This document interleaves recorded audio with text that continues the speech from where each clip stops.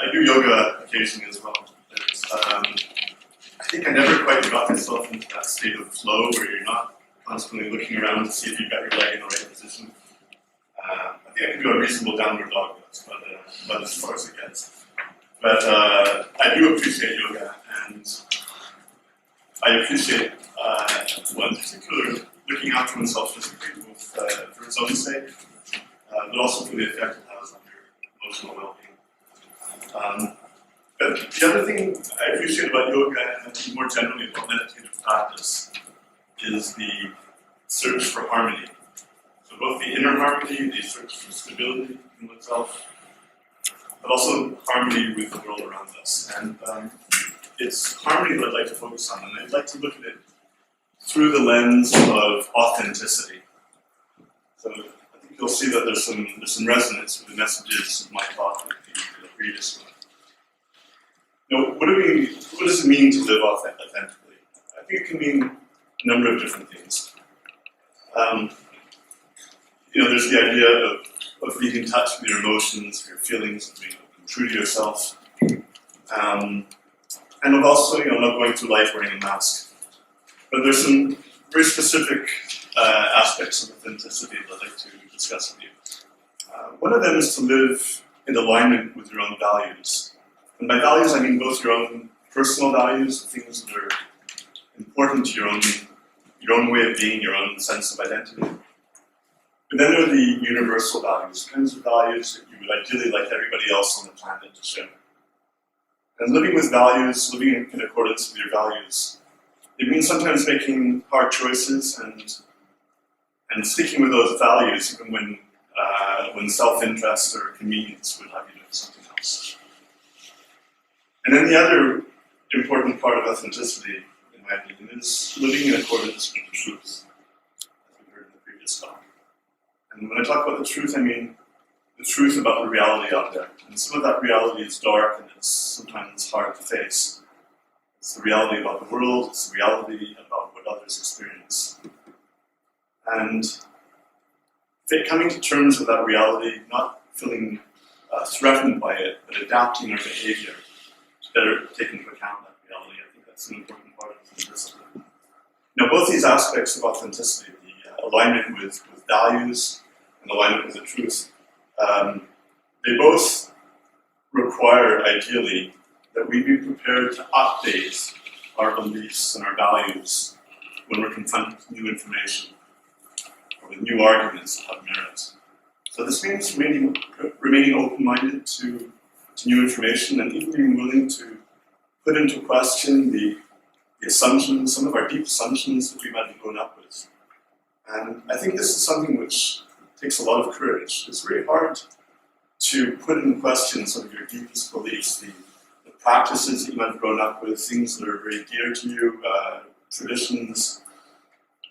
And yet, authenticity requires that we be prepared even to look at the world in a new way, and rather than shy away from it, to adjust our lifestyle in accordance with the truth, in accordance with what we see around us. Now, there's a very close relationship between authenticity and ethics.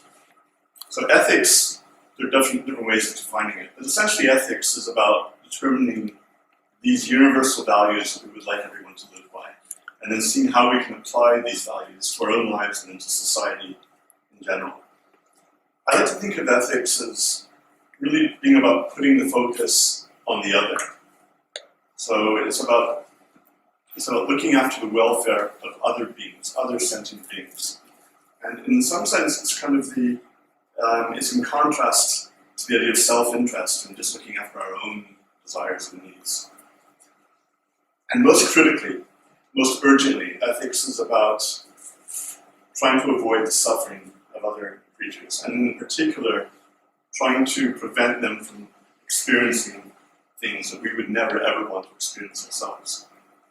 So in that respect, I like to think that compassion and the prevention of suffering, and especially the prevention of intense suffering, are really what ethics is all about. This is really the core of ethics.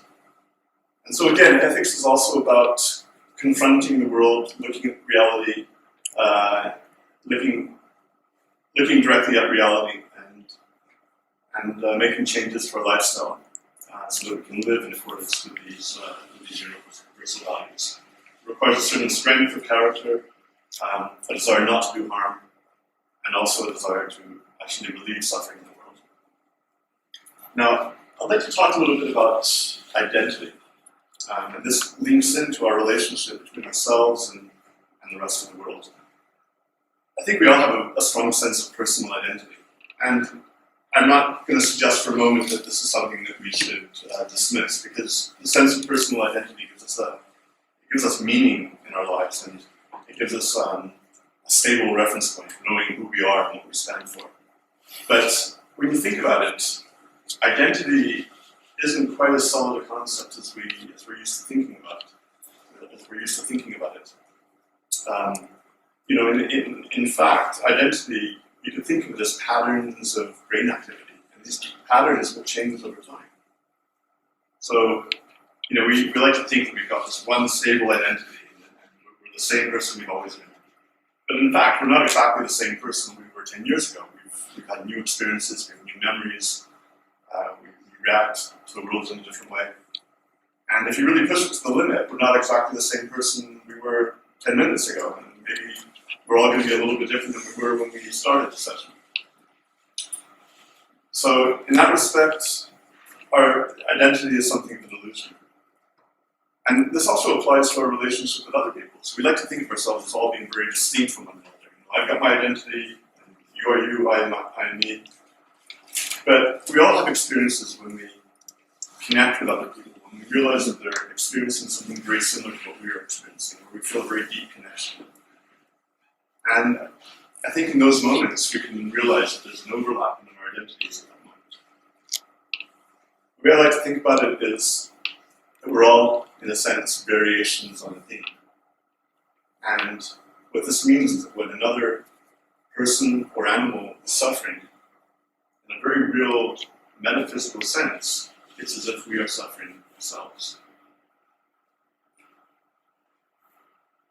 Now, I think you've all heard of the golden rule. This is one of the age-old rules of ethics, and it's present in cultures around the world for thousands of years. Expressed in different ways, but one of the most common ways of expressing the golden rule is do unto others as you would have them do to you. And it's also expressed in the negative form, that which is harmful to you, do not do to your fellow. Now, given what I've just been talking about with respect to identity, that means that when we care for another and we try to treat them the same way we would like to be treated, this isn't just a matter of charity to others, but in a sense it's a matter of recognizing a very deep connection with other sentient beings. Now, the golden rule, there's a good reason why it's present throughout cultures. It's a very simple and it's yet a very solid basis for ethics. But I think in order to make sure that there aren't any gaps, there are a few details that we can fill in.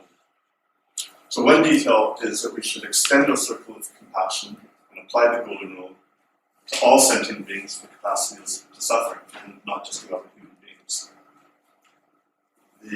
The second point is that it's not enough to just do no harm. We should take active steps to prevent suffering. And the third point is that as I was saying before, if there's suffering that is so intense that we wouldn't ever agree to experience it ourselves, then that should really be the priority. That's where we should really focus as much of our efforts as we can, and not just treat all kinds of suffering as being equal. There's some degrees of suffering that are so extreme that they really require more of our attention.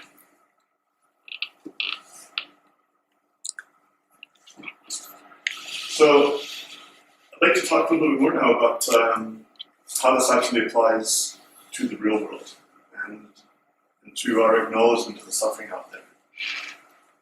It's sometimes difficult to actually know what other beings are feeling like. I mean, even with other humans, we don't always know what's going on inside their head. And with animals, it's probably, in some ways, even more the case. In my book, The Battle for Compassion, I wrote that the conscious experience of others, I'm probably getting the quote wrong, but others' consciousness is the best kept secret in the universe, masquerading in the form of gestures and sounds. So it's ironic, actually, in some ways, the only suffering that we know, the only subjective experience that we know is our own. But by listening and observing, we can get access to what others are feeling, and get access to other suffering, and recognize that it's something very real and something that we need to take into account. When we look at animals, we can see that, externally how different they are to us.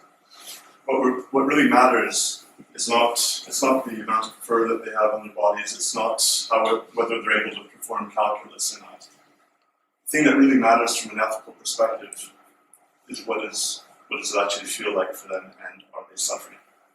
And I would argue that the same intensity and quality of suffering experienced by any organism matters just as much. It doesn't matter what classification we put it into. It doesn't matter whether it's a rodent or a mammal, rodents are mammals, or a crustacean. All that really matters is what does it actually feel like on the inside. And if torture that humans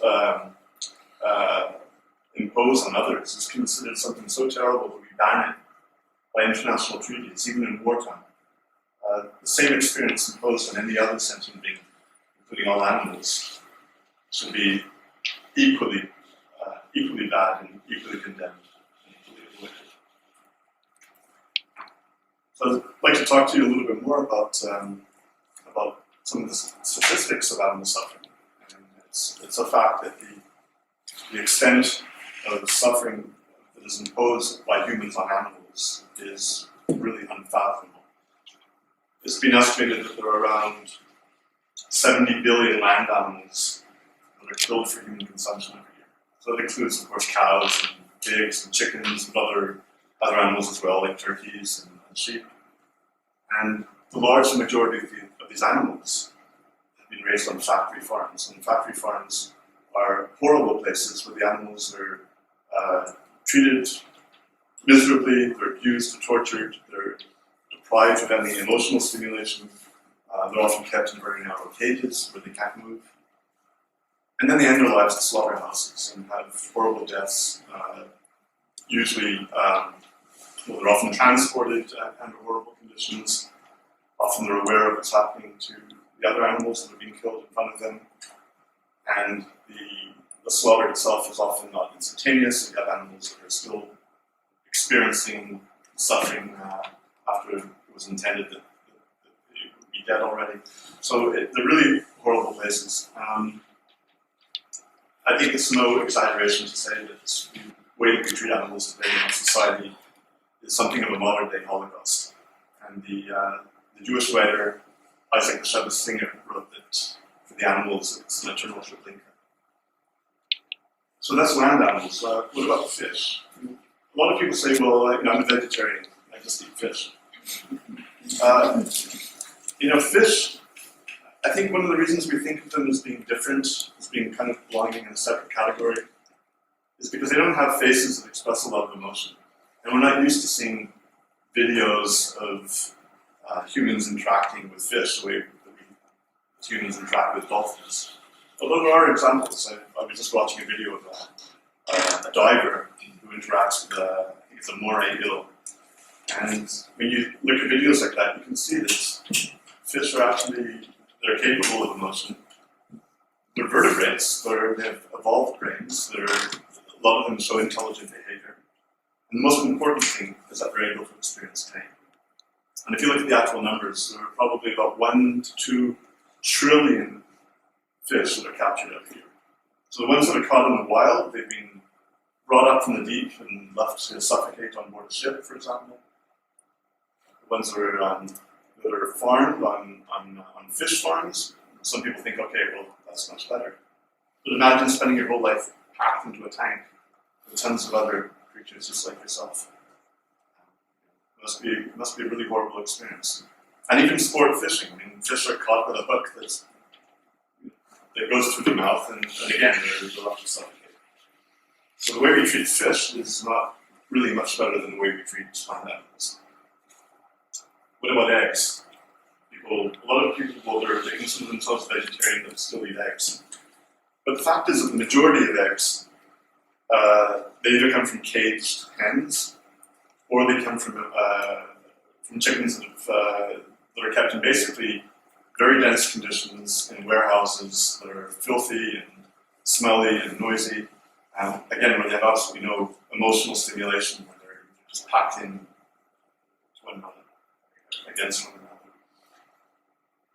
Now, it's true that there are labels like free range, and they may give us a good conscience, but the fact is they're not really much different.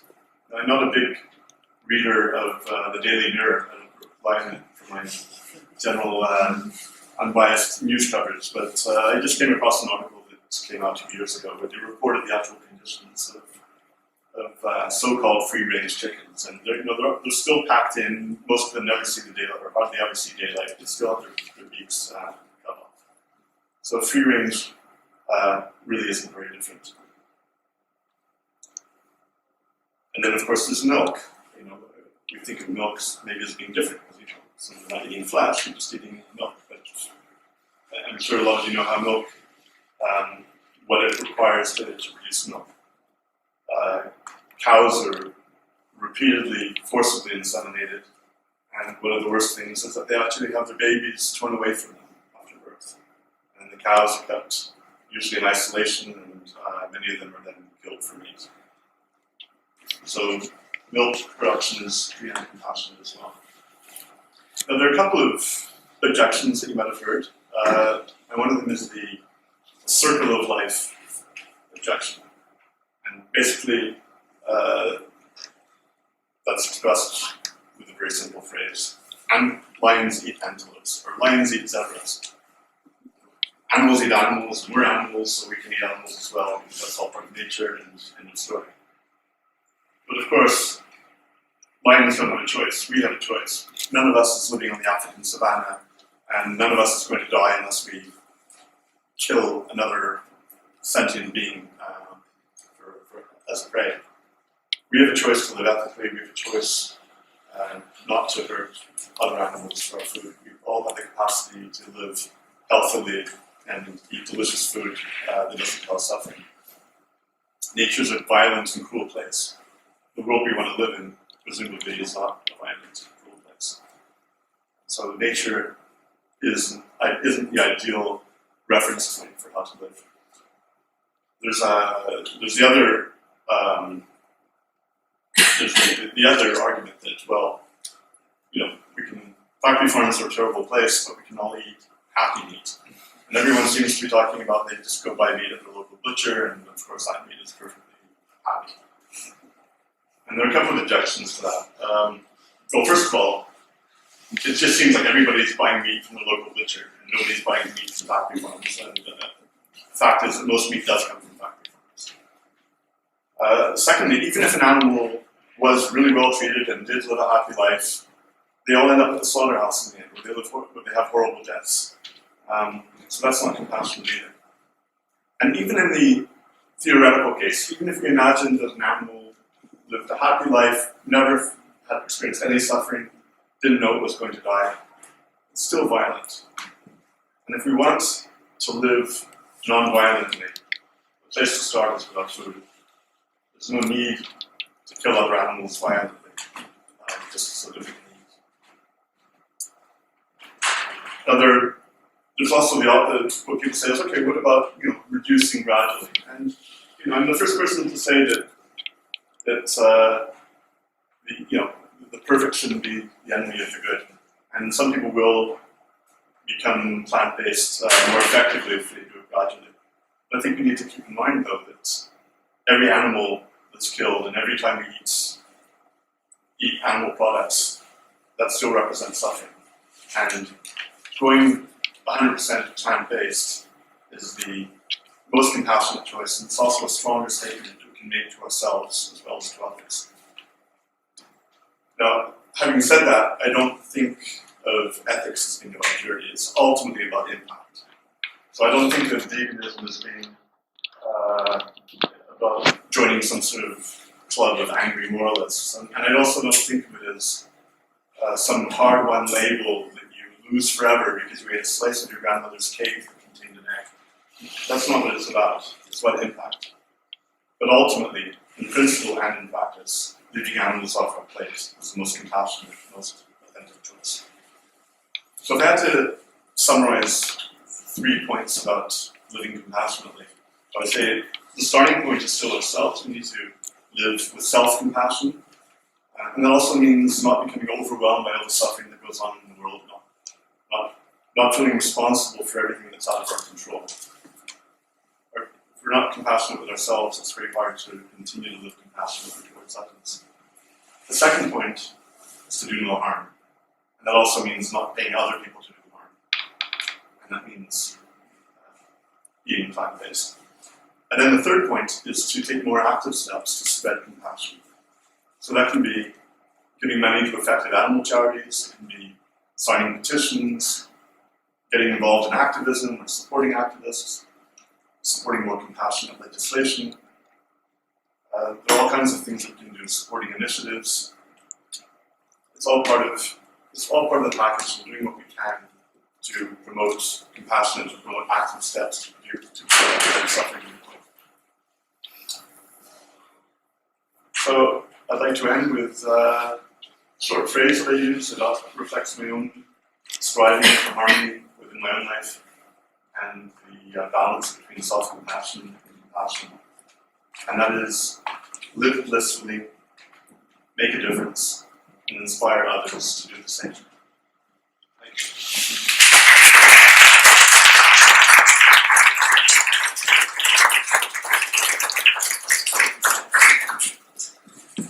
Thanks very much, Jonathan. That was really a very profound talk, I thought, and beautifully expressed too. Some really important ideas and concepts there.